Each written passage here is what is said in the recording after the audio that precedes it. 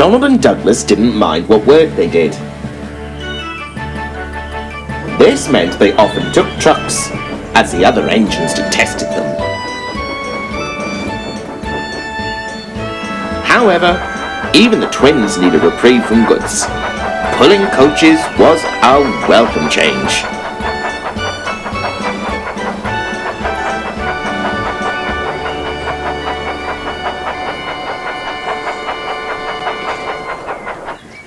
One morning, Donald brought a stopping train to Tidmouth Station. He was in good spirits, and the coaches hummed happily behind him. Halting at the platform, he saw some workmen near the signal ahead. That looks like trouble. The station master walked up. "Oh, the signal's faulty. The men are working as quickly as they can. You should be clear to leave soon." "I'm sorry about this, Donald." "Can't be helped, sir. Dinna worry about it. I'll make up time down the line." The station master smiled, and he walked away. Donald was just about to close his eyes for a rest when...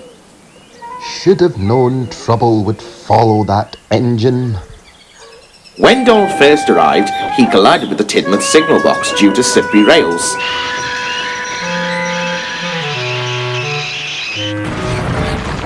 The box was swiftly repaired, and the Fat Controller forgave him. But the Signalman hadn't. Always skulking around like a black cat.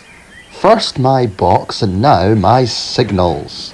If he doesn't smarten up, he'll rue the day he came to this railway. Just then, the signal dropped, the workmen cheered, and the guard's whistle blew.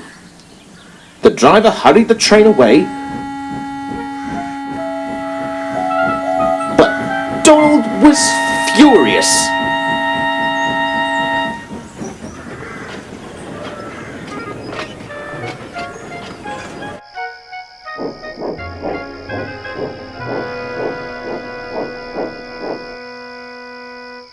Unbelievable! You think I caused an accident every day? Acting like I control the signals? Did you ever? Aye, he's awful. Gives me an earful whenever I pass until he realises I'm no you. I never did like that signalman. He sulks more than the trucks. He was a curmudgeon long before you two came. Pay him no mind, Donald. He'll give it up in due time. Donald wasn't convinced. Whenever he went near the box, he felt the signalman's gaze fixed upon him.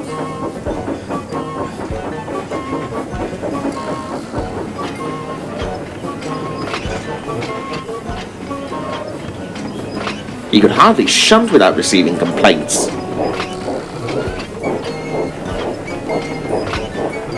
He worked carefully and held his tongue.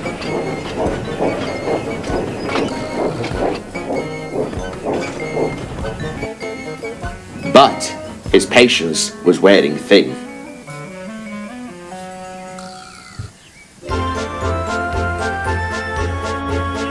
Next morning, Thomas was at the platform, waiting to travel back up the branch line.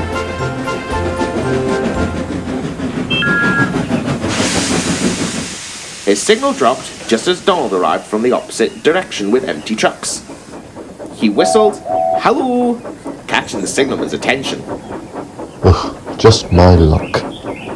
But, in his distraction, the signalman didn't realise he'd pulled the wrong lever. Thomas was just leaving the station when Donald noticed the points. "Stop, Thomas! Stop!" Startled, Thomas braked, but not fast enough. There was a bump, a shriek and a crunch, and Clarabel's wheels bumped over the points and derailed.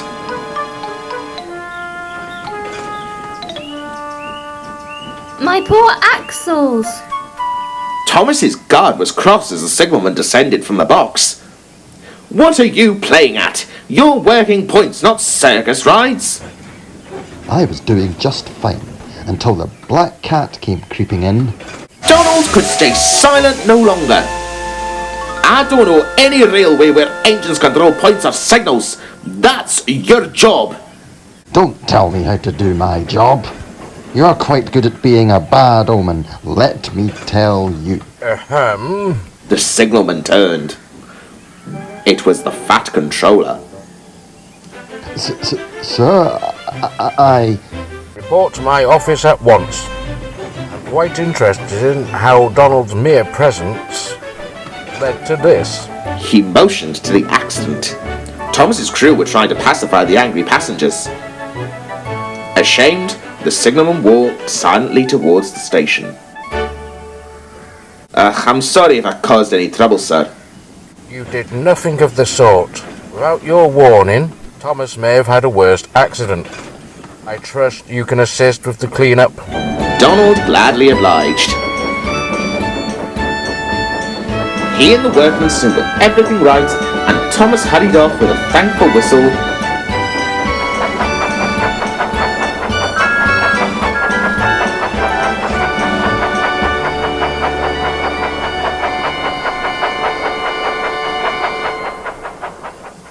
I feel your troubles are over and done with, old boy.